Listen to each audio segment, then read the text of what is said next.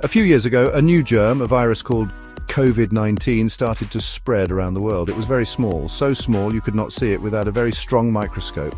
But this tiny virus caused big changes for everyone. It made many people sick. It traveled quickly from one country to another. Soon the whole world was talking about COVID-19. We had to learn new words like pandemic, which means a sickness that spreads everywhere. This was a new situation for all of us. And it felt a bit scary because we did not know much about this virus at first. Life before COVID-19 was very different from how we live now, even in 2025. People went to work in offices. Children went to school in classrooms. And we could meet our friends and family easily. We could shake hands or give hugs without thinking too much about it. Big crowds would gather for concerts or sports games. Traveling to other countries for holidays or business was quite common for many people. The world felt very connected, but also very open in a way that the virus would soon challenge, making us rethink how we interacted with each other and our surroundings. When COVID-19 began to spread, scientists and doctors worked very hard to understand it. They needed to find out how it moved from person to person and how to stop it. Governments around the world had to make difficult decisions to keep people safe. They told us we needed to change how we did things in our daily lives. This was important to slow down the spread of the virus. It was a time of much learning and adapting for everyone, from young children to older adults, as we all tried to navigate this new and uncertain landscape together. The spread was fast, and it reached almost every corner of the globe. This meant that the changes were not just in one city or one country, but everywhere. People in big cities and small villages all felt the impact of this new virus. News reports were filled with updates, and families discussed what they should do to protect themselves. It was a global event that connected us all in a shared experience, even though it often kept us physically apart.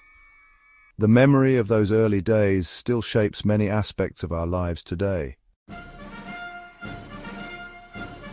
One of the first big changes we saw was in how we greeted each other and spent time together. Doctors told us that the virus could spread when people were close to each other. So we learned a new term, social distancing. This meant keeping some space between ourselves and other people, usually about 2 meters or 6 feet. It felt strange at first. We were used to being close to our friends and family. Suddenly we had to wave from far away or try elbow bumps instead of handshakes or hugs, which was a very different way of showing affection or greeting. We also started wearing masks over our noses and mouths when we went outside or were in shops. Masks helped to stop the virus from spreading through tiny drops in the air when we talked, coughed or sneezed. At the beginning, it was hard to find masks, and people even started making their own from cloth. Seeing everyone in masks became a common sight. It was a visual reminder that things were not normal, but it was an important step to protect ourselves and others in our communities. Children got used to seeing their parents and teachers in masks too, a small but significant shift in their daily perception. Gatherings with many people, like birthday parties, weddings or festivals, had to be stopped or made much smaller. This was sad for many people because these events are important times to be with loved ones. We had to find new ways to celebrate, like having video calls with family and friends. It taught us to be creative in how we connected with others. Even though we were physically distant, people found ways to show they cared, perhaps by dropping off groceries for a neighbor or organizing online group activities to maintain a sense of community. These changes in social behavior were not always easy. Some people felt lonely because they could not see their friends and family as much. It was especially hard for older people or those who lived alone. We had to learn to be patient and kind to each other, understanding that everyone was dealing with these new rules in their own way. The simple act of going to a coffee shop or meeting a friend for lunch became something we looked forward to even more once it was safer to do so, appreciating these small moments of connection. During the peak of the pandemic, many towns and cities around the world became very quiet. To stop the virus from spreading quickly, governments asked people to stay home as much as possible. This was often called a lockdown. Roads that were usually busy with cars were suddenly empty. Parks and playgrounds were closed for a time. It felt like the world had pressed a pause button. This quietness was strange and a bit eerie, especially in large, bustling cities that were normally filled with noise and activity day and night. Many businesses had to close their doors temporarily, especially places where people gathered, like restaurants, cafes, cinemas, and gyms. This was very difficult for the owners and the people who worked there. Shopping also changed a lot. We were encouraged to shop online for groceries and other things to avoid crowded stores. When we did go to a physical shop, there were often lines outside to limit the number of people inside at one time, and we had to use hand sanitizer frequently. These measures were all part of the effort to reduce transmission in public spaces. Public transport, like buses and trains, also saw big changes. Fewer people were traveling because they were working from home or avoiding crowded places. Those who did use public transport often had to wear masks and try to keep a distance from other passengers. The way we moved around our towns and cities was completely different. This period also made some people think more about alternative ways to travel, like cycling or walking, which saw an increase in popularity as individuals sought safer and healthier options for their daily commutes or for exercise. Even though the streets were quiet, communities found new ways to connect. People would clap for healthcare workers from their balconies or windows. Neighbors helped each other with shopping or shared resources. Some people discovered new hobbies they could do at home, like gardening, baking, or learning a new skill online. While the public spaces were emptier, the private spaces of our homes became hubs of activity and adaptation. The experience taught many the importance of local community and mutual support during challenging times for everyone. Before COVID-19, most people went to a specific place for work, like an office, a factory, or a shop. But when the pandemic started, many companies asked their employees to work from home if their job allowed it. This was a big change for millions of people around the world. Suddenly, kitchen tables, spare rooms, or even corners of bedrooms became new offices. People had to quickly learn how to do their jobs using computers and the internet from their own houses. This shift was unprecedented in its scale and speed, transforming work culture almost overnight. Working from home had some good things. People did not have to spend time traveling to work, so they had more time for their families or for themselves. It could be more comfortable to work in your own space, and some people found they could concentrate better without the noise of a busy office. Companies also saw that work could still get done, even if everyone was not in the same building. This opened up new possibilities for how businesses could operate in the future with more flexibility. However, working from home also had its challenges. It was sometimes hard to separate work life from home life when your office was in your living room. Some people missed seeing their colleagues in person and the social part of work. Not everyone had a good space to work at home or a fast internet connection, which could make things difficult. For parents, it was especially tricky to balance work with looking after children who were also at home from school, leading to a juggling act of responsibilities. Many companies had to quickly find new tools and ways for their teams to communicate and work together online. Video calls became very common for meetings. We used special software to share documents and keep track of tasks. This big experiment in remote work taught us a lot. Even now, in 2025, many companies offer more flexible working arrangements, with some people working from home all the time and others doing a mix of home and office work. This hybrid model seems to be a lasting legacy. Section 5. Technology steps up, connecting us when apart. Technology played a huge role in helping us cope with the changes brought by COVID-19. When we could not meet in person, computers, smartphones, and the internet became our main ways to connect with each other. Video calling apps became incredibly popular, not just for work meetings, but also for talking to family and friends. Grandparents learned how to use video calls to see their grandchildren, and friends had virtual parties. These tools helped to reduce feelings of isolation and kept relationships alive across distances. The internet also became even more essential for everyday tasks. Online shopping for groceries, clothes, and almost everything else grew very quickly. People who had never shopped online before started to learn how. Banks encouraged customers to use online banking instead of visiting a branch. Entertainment also moved online, with streaming services for movies and TV shows becoming more popular than ever, and musicians performing live concerts from their homes for audiences watching on their screens.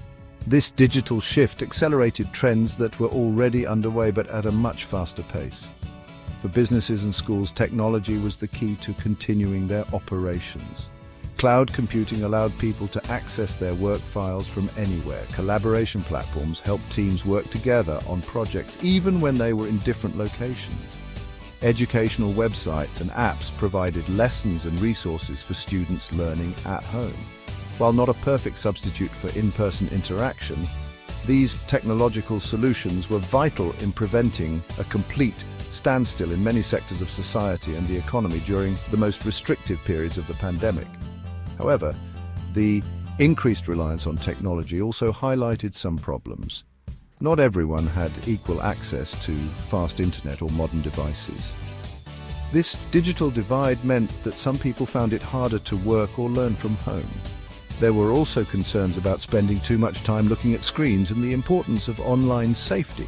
As we moved forward, addressing these issues became crucial to ensure that the benefits of technology could be shared more fairly by everyone in our communities, ensuring no one was left behind in an increasingly digital world. Section 6, our brave doctors and nurses, healthcare's big test. The COVID-19 pandemic put a huge amount of pressure on healthcare systems all over the world. Hospitals and clinics became the front lines in the fight against the virus. Doctors, nurses, and all healthcare workers faced enormous challenges.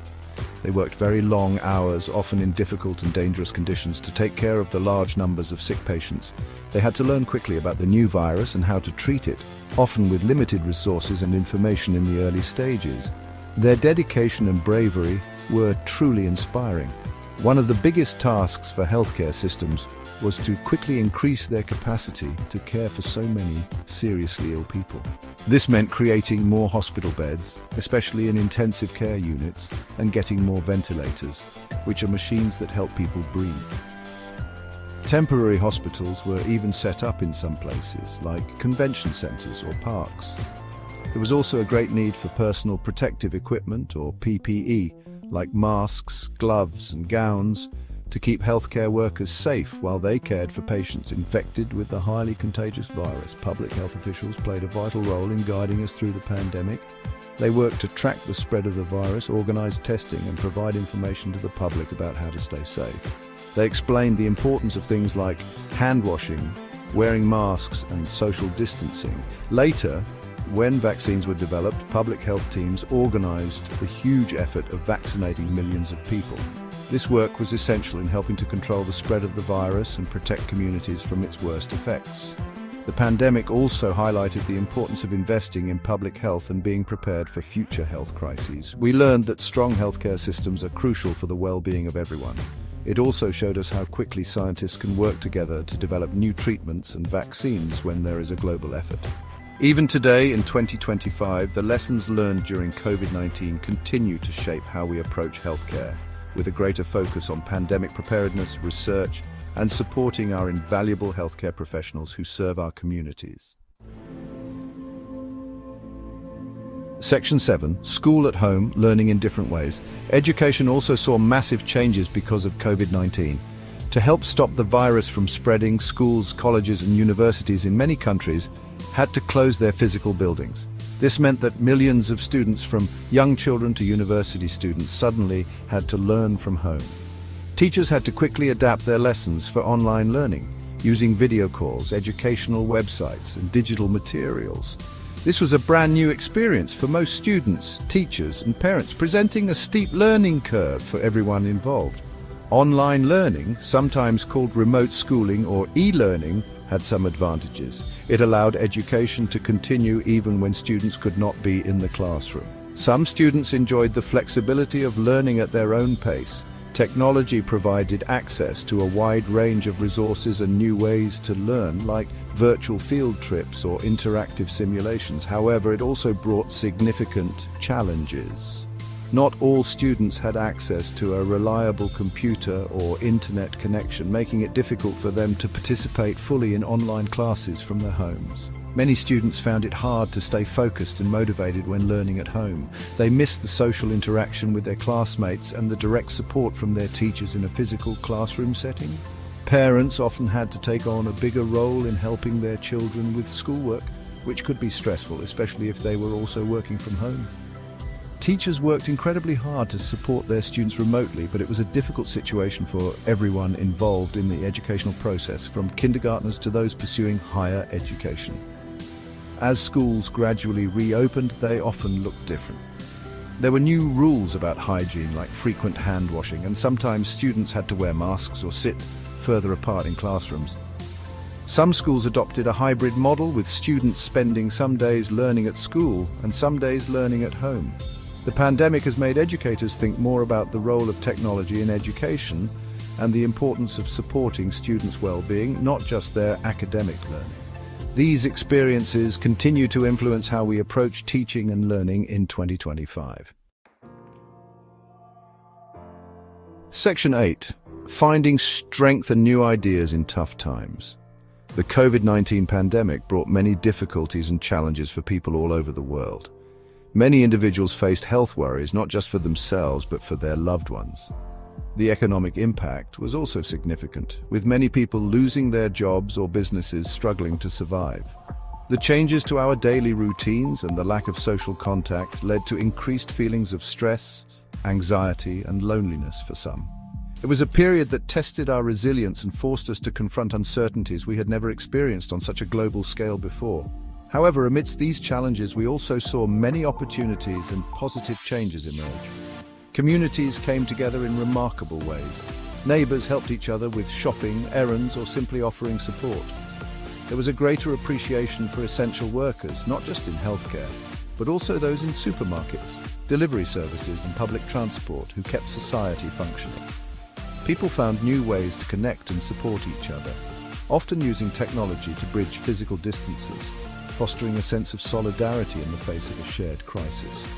The pandemic also spurred innovation in many areas. Businesses had to quickly adapt to new ways of working, often leading to more flexible and efficient practices.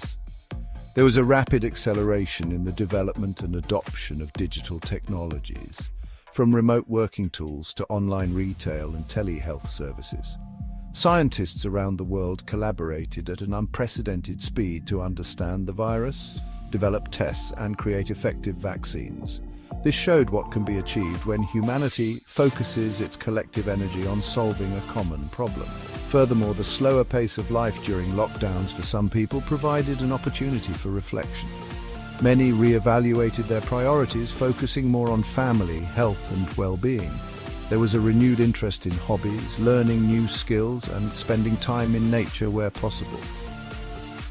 While the pandemic was undoubtedly a difficult period, it also taught us valuable lessons about adaptability, the importance of community, the power of innovation, and the strength of the human spirit to overcome adversity, lessons that still resonate with us today.